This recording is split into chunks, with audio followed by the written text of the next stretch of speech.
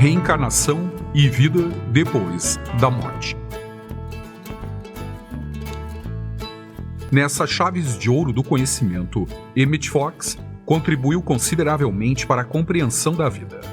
E já me perguntaram muitas vezes de que modo ele adquiriu tanto conhecimento. Bem, creio que seu discurso sobre a reencarnação dá pelo menos parte da resposta, e eu acrescentaria isso à inspiração pura.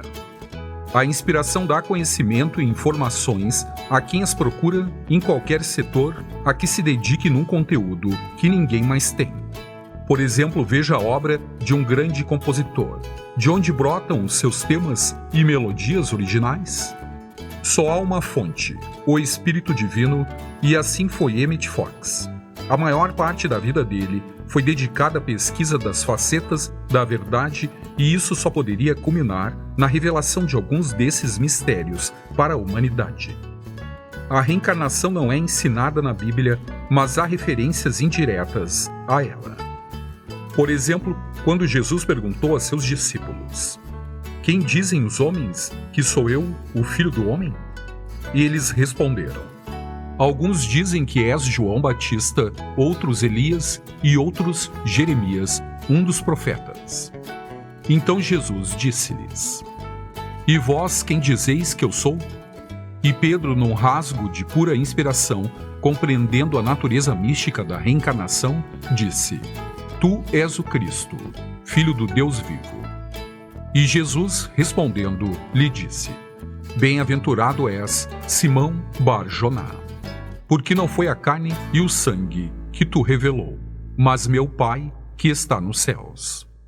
Isto é a revelação ou inspiração divinas. Isso é verdade para cada um de nós. Em essência, cada qual reencarna como filho do Deus vivo. Mateus 16, 13, 17. Ora, Jesus poderia ter sido bem explícito a respeito da reencarnação, pois sabia que respondia a perguntas sobre a vida que não tem outra resposta. Mas sem dúvida conhecia bem os ensinamentos orientais sobre a reencarnação.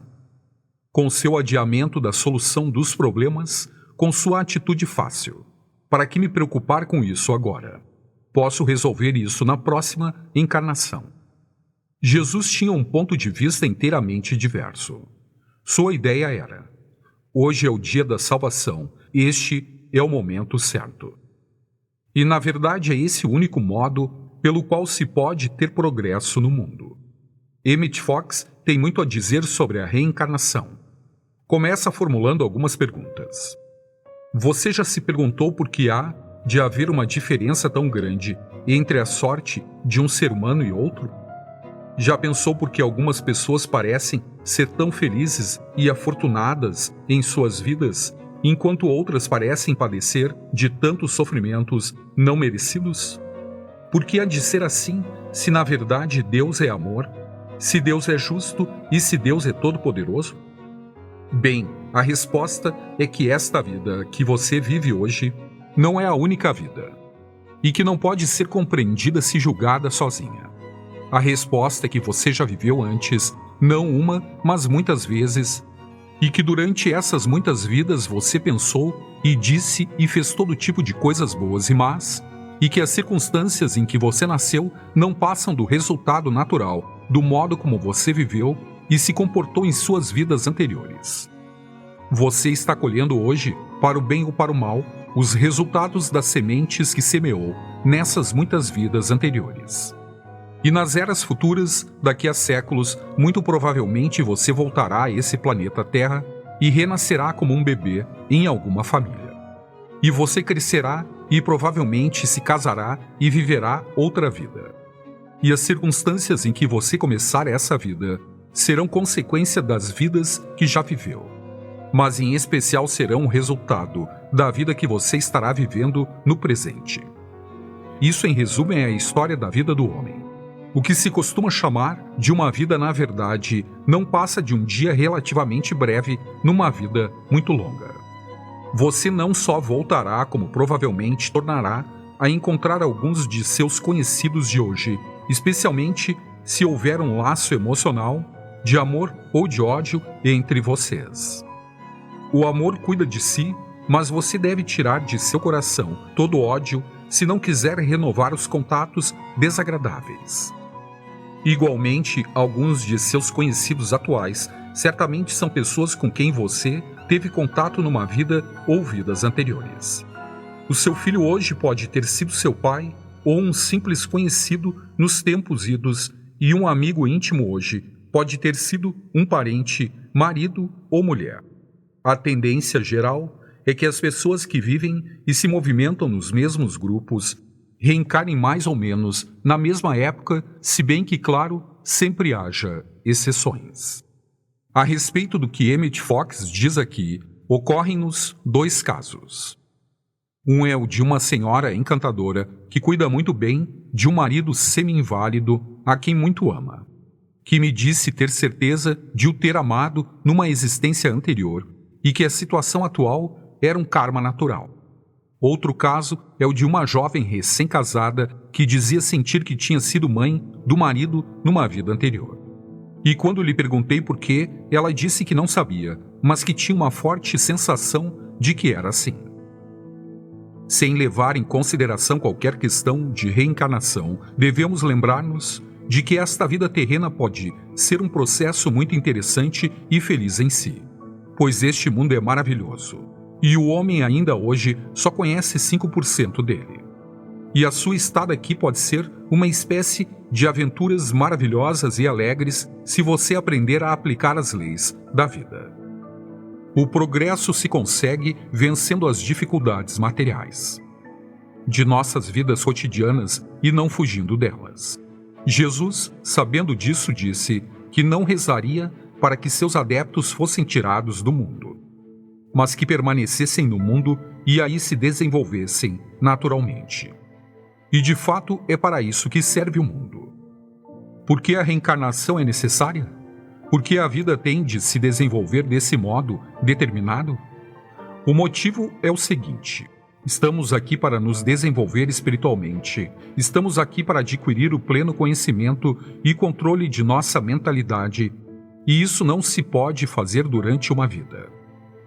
A explicação reside na preguiça e inércia mental do homem, na sua relutância de se modificar radicalmente, de adotar novas ideias e se adaptar a circunstâncias diferentes. Há outros motivos pelos quais se torna necessária a reencarnação repetida do ego. A natureza quer que você tenha todo tipo de experiências a fim de desenvolver todas as facetas de sua personalidade. É por isso que a reencarnação é necessária. Você verá que processo simples e natural é esse. A ideia parece estranha e espantosa a princípio somente porque nós, no Ocidente, não tínhamos noção dela. Mas no Oriente há um fato tão comum quanto o nascer e o pôr do sol, e é provável que a grande maioria da humanidade sempre acreditou na reencarnação. Porque vocês não lembram de suas vidas anteriores? Bem, vocês não se lembram dos primeiros dias de suas vidas por diversos motivos. A natureza lançou um véu de esquecimento sobre nossos primórdios neste planeta, e por motivos excelentes, ela esconde a recordação de vidas anteriores até estarmos suficientemente desenvolvidos para nos lembrarmos delas. Não seria bom a maioria das pessoas poderem recordar suas vidas anteriores, porque no momento atual elas simplesmente não suportariam. Enquanto isso, algumas pessoas conseguem ter um vislumbre ocasional de suas encarnações passadas de um modo qualquer, e se forem tratados com sabedoria, esses vislumbres podem ser extremamente úteis. E aos que têm mais do que um vislumbre, aliás, toda a história de suas vidas anteriores está guardada nas profundezas de seu subconsciente, e é assim que a sua mentalidade hoje, e consequentemente o seu destino, é o resultado lógico de todas as vidas que você já viveu até hoje. Nossos atos ainda nos acompanham de longe, e o que fomos nos torna o que somos. Temos de considerar como o bebê nasce na determinada família em que nasce. Como é que você, por exemplo, nasceu na família em que nasceu? Para começar, permitam que eu diga que a cegonha nunca se engana. Cada um de nós nasce nas circunstâncias que se adaptam exatamente à sua alma, na ocasião da encarnação. Gravita naturalmente para o ponto exato que lhe pertence. Agora estamos prontos para compreender a declaração espantosa de que não existe a hereditariedade. Essas palavras podem surpreender muita gente, mas é verdade. Ninguém jamais herda coisa alguma de seus pais ou antepassados. A pessoa já tinha certas tendências mentais que a guiaram para uma família onde existiam tendências mentais semelhantes. Só isso.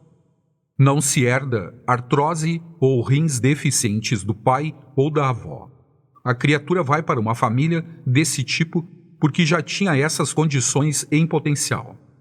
Os semelhantes se atraem em todo o universo, ou como é ditado, cada qual com seu igual.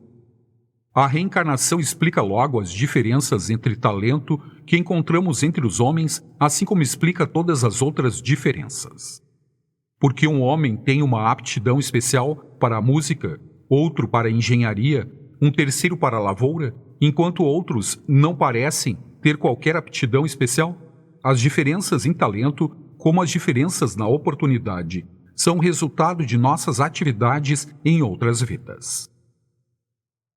O músico nato é o homem que já estudou música na sua vida anterior. Talvez em várias vidas e, portanto, inseriu esse dom em sua alma. É um músico de talento hoje porque está colhendo o que semeou ontem. Igualmente, as crianças prodígios são sempre almas que adquiriram sua habilidade numa vida anterior. Uma compreensão da reencarnação resolve a maior parte dos enigmas da vida e muda inteiramente a perspectiva de tudo. E é o remédio supremo para a depressão, o desânimo e o pesar.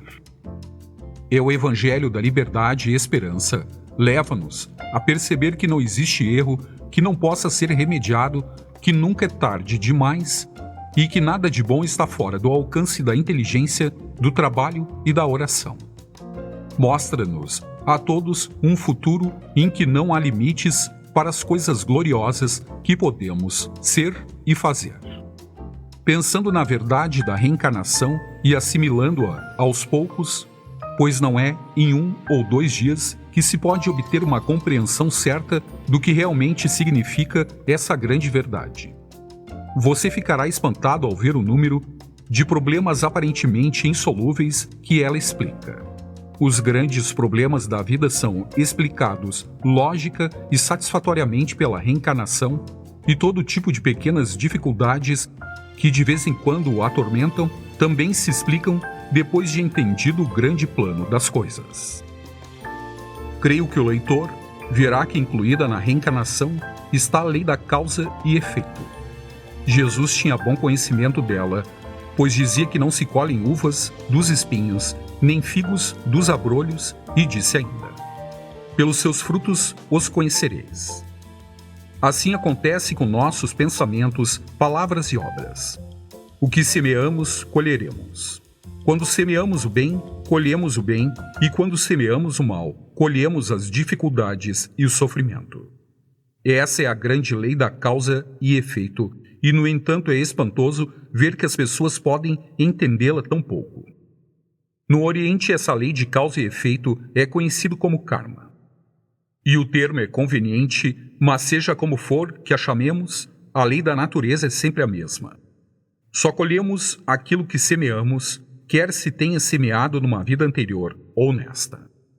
No entanto, sejam quais forem os erros que você cometeu no passado ou as oportunidades que desperdiçou, pode compensar tudo isso agora, pois o seu futuro se estende para o infinito e nunca é tarde para Deus. Pare com o comportamento errado, faça a compensação possível, faça as pazes com Deus e então dê as costas ao passado e nunca mais pense nisso.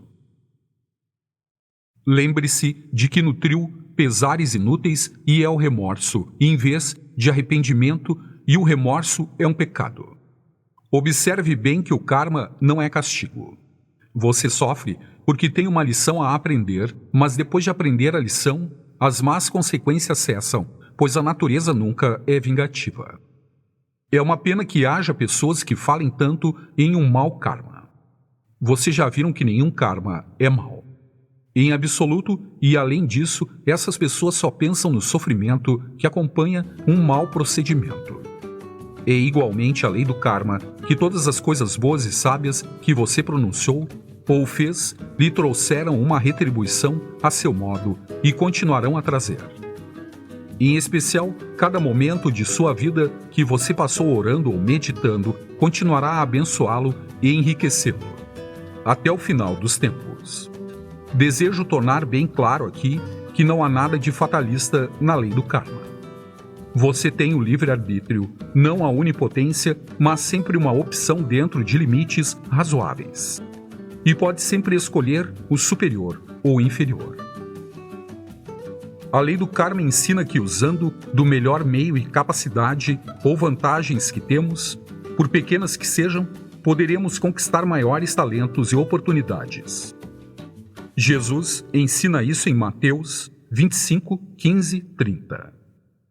Por outro lado, se deixarmos de fazer um bom uso de nossa capacidade e oportunidades, perderemos até mesmo aquilo que temos. Como diz a Bíblia, Deus lhe deu esse talento, essa oportunidade, e você a enterra. A maior parte das dificuldades de nossas vidas não é causada pelo karma, em absoluto, mas pela falta de sabedoria no presente. As condições em que você começou sua vida foram kármicas, mas sua experiência cotidiana é feita por você na sua vida. É um defeito comum as pessoas procederem de modo errado e depois reclamarem de suas dificuldades e atribuírem a culpa ao karma. Conheci um estudante desse assunto que sempre falava assim. Era dono de um pequeno negócio que estava decaindo sempre e vivia cercado de dívidas e outras dificuldades. Era cheio de pena por si e dissertava sobre seus problemas, dizendo que devia ter sido um pecador terrível na sua vida passada, para ser castigado assim. Ora, o fato, conforme sabiam alguns de seus amigos, era que ele não tinha ideia de como dirigir um negócio direito.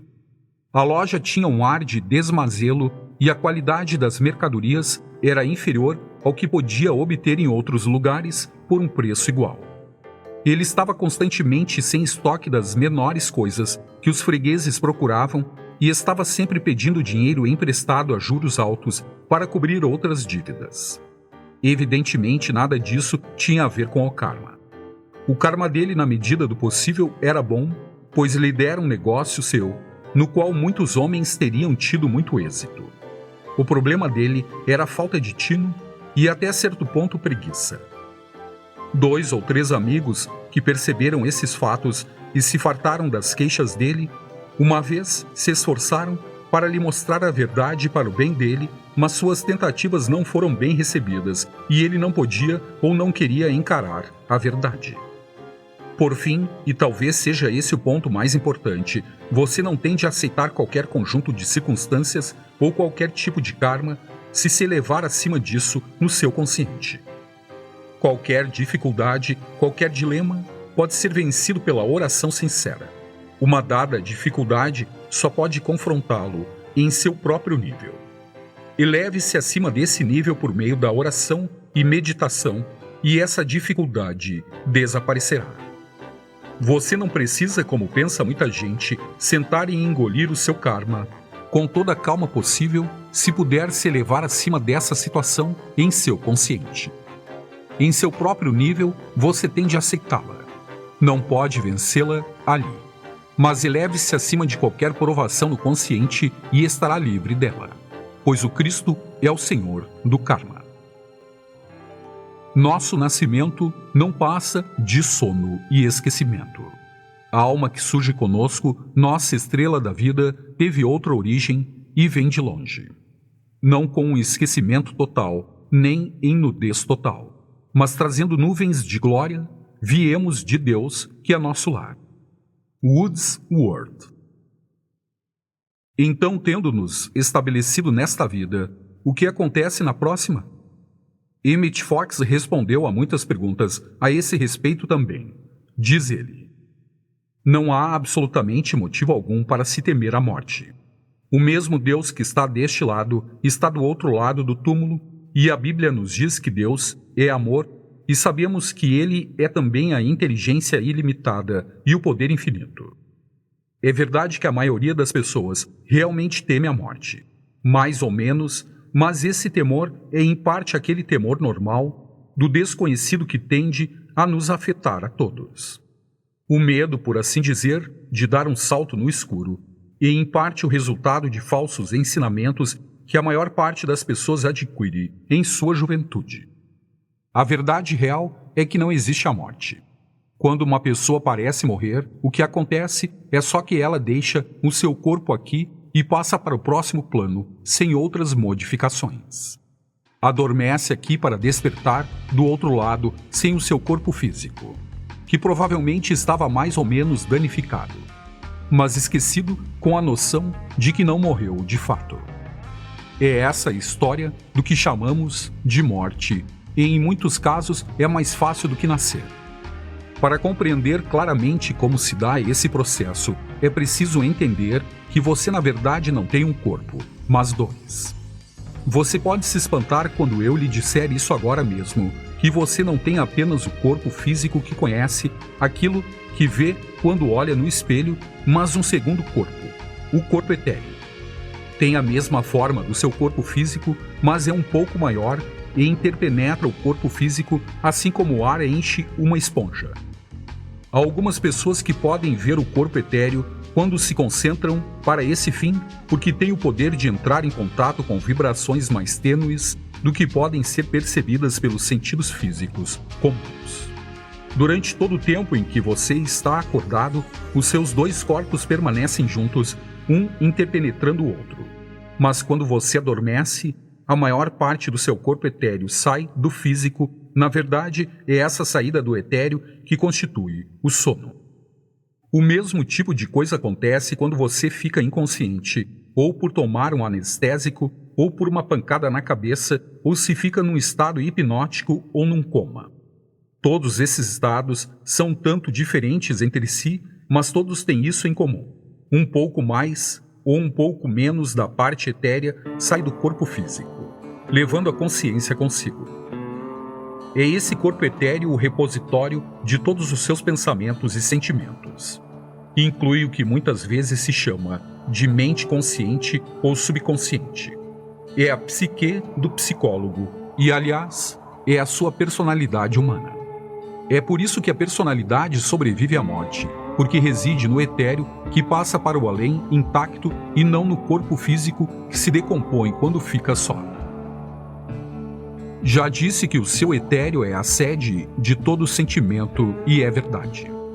Você pode ficar surpreso ao saber que não há sensação no corpo físico, mas isso é verdade. Quando você pensa que tem uma dor em seu corpo físico, essa dor na verdade está na parte etérea. E é por isso que a anestesia é possível. Quando você toma uma anestesia geral, o etéreo é expulso. Portanto, você não tem sensações corporais. As pessoas submetidas a uma cirurgia de vulto sob anestésico, por vezes permanecem perfeitamente conscientes, mas fora do corpo, e vem o cirurgião trabalhar com interesse e atenção. Quando você toma um anestésico local, como a novocaína, a parte local do etéreo é expulsa e você não tem sensação ali. Mas quando passa o efeito da novocaína, essa parte do etéreo volta e, como sabem, os que passaram pelas mãos do dentista, a dor vai voltando aos poucos. Em todos esses casos em que o etéreo deixa o corpo físico, permanece ligado a ele por um ligamento etéreo, muito parecido com um papagaio de menino voando na ponta de um cordão que ele segura na mão. Essa ligação etérea na Bíblia é chamada de cordão de prata. É cinza azulado e tão elástico que o corpo etéreo pode se afastar a uma grande distância e ainda se conservar preso ao corpus físico. No sono, a maior parte do etéreo sai. A diferença entre o sono normal, a anestesia e os vários tipos de estados hipnóticos é uma questão de saber quanto do etéreo sai em determinado momento. Então, seu etéreo sai cada vez que você dorme e volta quando você acorda. Isto é, enquanto o cordão de prata permanecer intacto. A morte é a ruptura do cordão de prata. Enquanto ele permanece intacto, você está vivo. Tenha ou não consciência disso, mas depois que ele se parte, está morto. Está definitivamente separado do seu corpo físico e sua vida neste plano está terminada. O que exatamente acontece com a pessoa quando morre, quando se rompe o cordão de prata? O que ela pensa? O que sente? Bem, em geral, cai imediatamente num estado de inconsciência total que pode durar dias ou até semanas. Durante esse tempo, o etéreo, que é ele, passa para outro plano e está no outro lado. Lá, com o tempo, ele acorda, como acordamos de um sono neste plano, e sua nova vida começou. É um fato interessante que no instante, antes da morte, toda a vida pregressa se desenrola diante da mente, tal como um filme. A velocidade real é tão grande que tudo acontece numa fração de segundo. No entanto, a mente vê cada detalhe bem claramente. É possível chegar tão perto da morte que, se chegar a morrer mesmo, ainda se pode voltar e continuar a viver depois que isso acontece, mas em geral só em casos de quase morrer por asfixia. Somente no quase afogamento, sufocação ou morte por gás, em geral, é que o processo é bastante lento para permitir isso. Essa experiência, na verdade, o desenrolar da mente subconsciente, os livros de juízo da Bíblia, e é uma experiência extremamente assombrosa e, por vezes, aterradora. Como é fácil imaginar, é com essa história íntima e autêntica de sua vida em mente que o viajante começa sua vida do outro lado. Conheço bem um exemplo do que Emmett Fox registra aqui. Quando meu pai era jovem, estava velejando no rio Sveresburg, em New Jersey, quando uma rajada de vento repentina fez virar o barco. No acidente, ele levou uma pancada do batalô, solto na cabeça e foi lançado à água. Foi salvo por outros barcos, mas em seu estado inconsciente quase se afogou e mais tarde se lembrou muito claramente de que toda sua vida passara por sua mente e que toda a experiência fora aterradora. Acontece às vezes que quando uma pessoa morre, em vez de entrar logo em coma, depois de rompido o cordão de prata, pode haver um intervalo de horas ou mais em que ela conserva plena posse de suas faculdades e às vezes ela nem se dá conta de que está morta. Se bem que, em regra geral, veja o seu corpo deitado e saiba o que aconteceu. Nesses casos, faz um grande esforço para se comunicar com seus amigos mais próximos. Suponhamos, por exemplo, que um homem morre na rua e conserva essas faculdades. Ele imediatamente tentaria ir em casa contar à mulher o que tinha acontecido. Suponhamos que morasse nos subúrbios a uns 15 quilômetros de distância. Tendo agora apenas um corpo etéreo, na verdade bastaria ele pensar concentradamente em sua casa e estaria lá dentro de alguns segundos ou menos, pois seu corpo etéreo podia passar através de casas, montes ou qualquer outro obstáculo físico que estivesse no caminho. No entanto, o hábito poderia levá-lo a fazer os gestos costumeiros de andar até a estação ferroviária mais próxima, tomar o trem ou pegar um ônibus.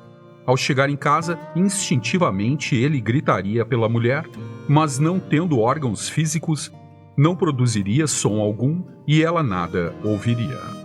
Ou então ele poderia querer pegar-lhe o braço, mas sua substância etérea passaria através dela, sem fazer qualquer impressão. No entanto, poderia acontecer, nesse caso, que o forte esforço mental alcançasse a consciência da mulher e depois ela diria: "Meu marido me apareceu um instante, na ocasião em que morreu."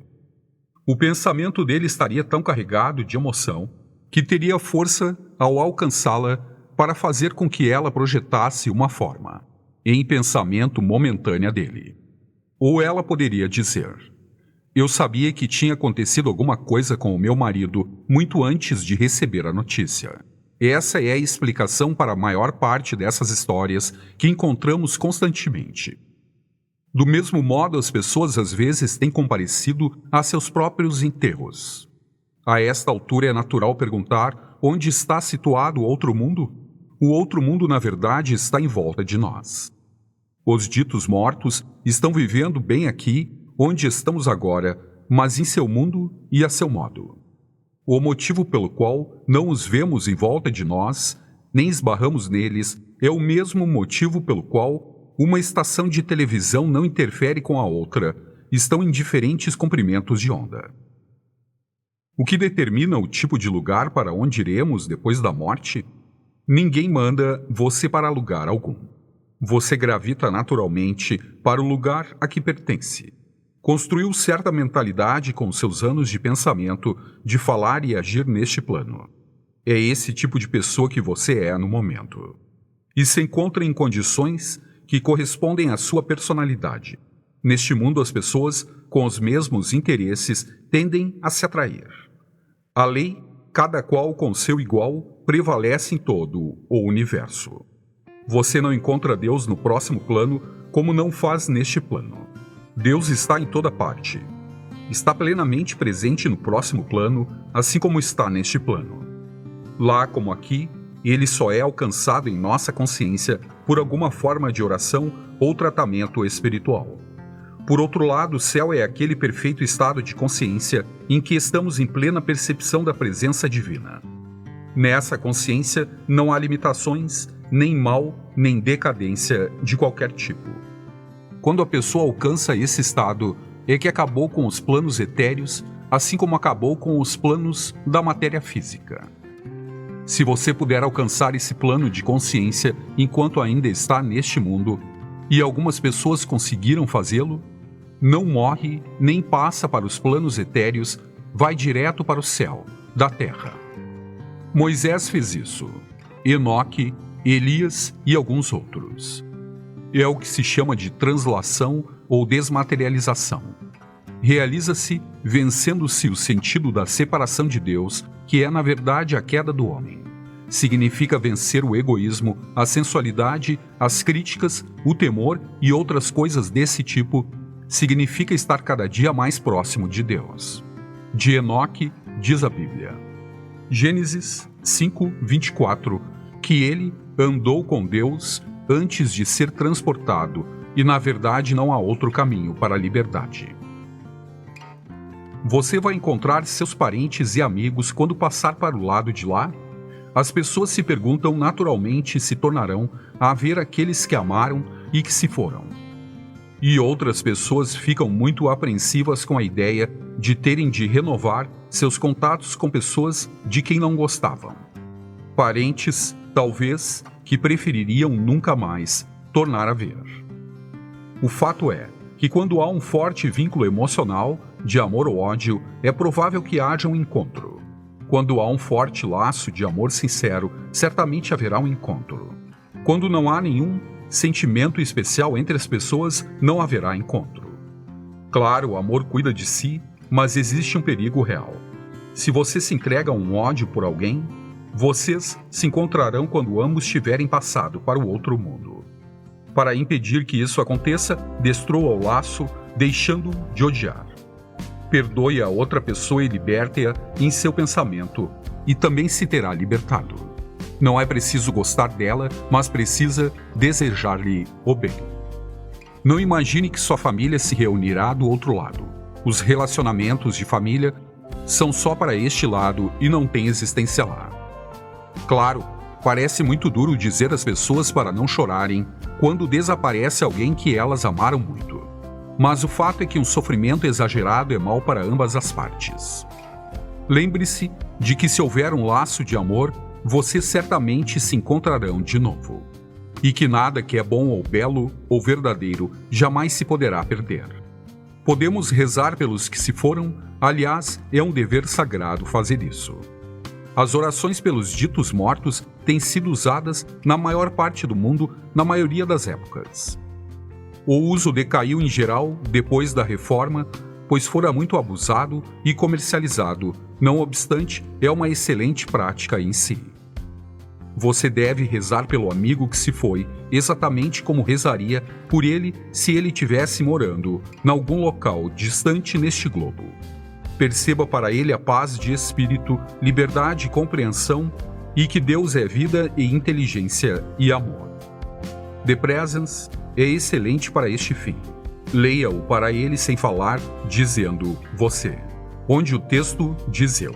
Ver o Pai Nosso em O Sermão da Montanha. Você deve entender bem este fato. Não há nada sagrado num corpo morto. É uma porção de matéria física que não tem mais utilidade para o ex-dono. Seu antigo dono usou uma porção de corpos físicos durante sua vida. Como você deve saber, adquirimos uma série de corpos novos por substituição durante a vida. E esse é apenas o seu mais recente. Lembre-se de que a beleza de um corpo bonito vem da alma que brilha através dele e não reside no próprio corpo. Essa alma, com sua beleza e alegria, passou adiante e o corpo que ficou não passa de uma roupa velha que foi posta de lado. Essa roupa velha deve ser descartada por causa dos vivos, com respeito, mas não com veneração, e o método certo de fazer isso é pela cremação. Tendo o corpo sido cremado, é melhor não conservar as cinzas. Elas devem ser descartadas com uma prece. No caso em que considerações de família tornam o enterro inevitável, você deve evitar visitar o túmulo de seu ente querido. Você sabe que ele não está no cemitério, portanto não fique lá. Reze por ele no santuário de seu próprio lar, pois nenhum outro lugar é mais sagrado ou próprio. No aniversário dele ou em qualquer outra data significativa, ponha um ramo de flores ou uma única rosa ou outra flor que tiver um sentido especial para você como recordação, diante do retrato dele, se você tiver um. Que isso seja feito em casa e não no cemitério, mas só de vez em quando, não como rotina diária. Você deve evitar usar luto e adotar uma atitude de luto, o que inclui deixar o quarto dele ou seus livros, etc., tal qual ele os deixou, como fazem certas pessoas. Não há problema em guardar algumas recordações se você tem certeza de que não o está fazendo como sentido de luto. Agora chegou a questão de sabermos se é ou não possível nos comunicarmos com eles que passaram para o outro mundo. De um lado, há os extremistas que dizem dogmaticamente que é absolutamente impossível fazer isso. Entusiastas do outro lado dizem que estão em comunicação clara e direta, frequentemente com seus amigos falecidos. Qual a verdade? A verdade é que a comunicação de fato se dá, de vez em quando, mas é muito mais rara do que supõem os que acreditam nisso, e é sempre realizada com muita dificuldade e incerteza. O que há de errado na procura de médiums, como faz tanta gente, é que isso na verdade é fugir das responsabilidades da vida. Os médiums profissionais dizem que raramente tem um cliente que seja feliz, que tenha uma vida cheia de prosperidade e autoexpressão. Ao contrário, são aqueles cujas vidas aqui são frustradas e infelizes, não tendo nada a ver com alguma perda especial de pessoas queridas, que estão sempre tentando se comunicar com o plano seguinte. Assim, isso se torna o que se chama em psicologia um mecanismo de fuga.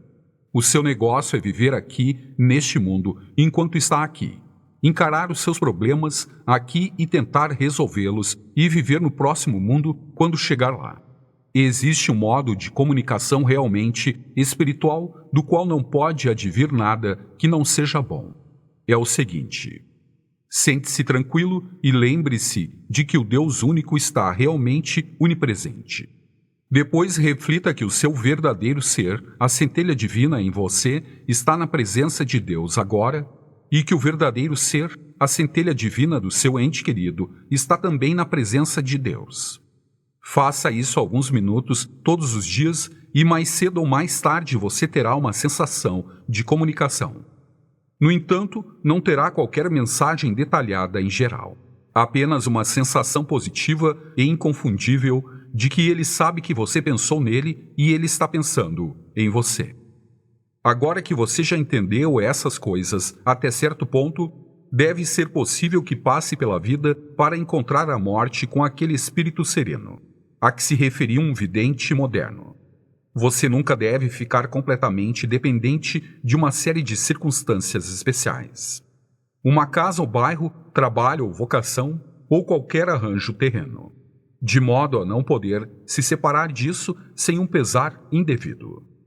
não deve depender para sua felicidade ou respeito próprio dos louvores ou aprovação humanos, se bem que essas coisas possam ser apreciadas em seu lugar. Sua atitude deveria ser a seguinte: cumpro o meu dever e tenho prazer onde estou. Faço o meu trabalho e passo adiante, para outro. Vou viver para sempre daqui a 1000 anos, ainda estarei vivo e ativo em algum lugar. Portanto, os fatos de hoje só têm a importância que pertence ao dia de hoje. Sempre o melhor ainda está por vir. Sempre o futuro será melhor do que o presente ou o passado, porque estou sempre crescendo e progredindo e sou uma alma imortal. Sou senhor de meu destino. Acolho o desconhecido com ânimo e vou em frente com alegria, exultando com a grande aventura.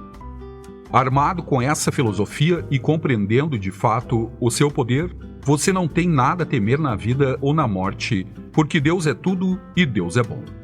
A tudo que foi escrito, Emmett Fox acrescenta uma observação. Desejaria convencer o leitor de que nenhuma descrição escrita pode realmente fazer justiça ao assunto. Só posso sugerir a verdade. No entanto, por mais correto que seja o itinerário da viagem, pode parecer um tanto árido e sem graça quando lido, já que a beleza e a alegria da nova aventura têm de escapar à palavra escrita.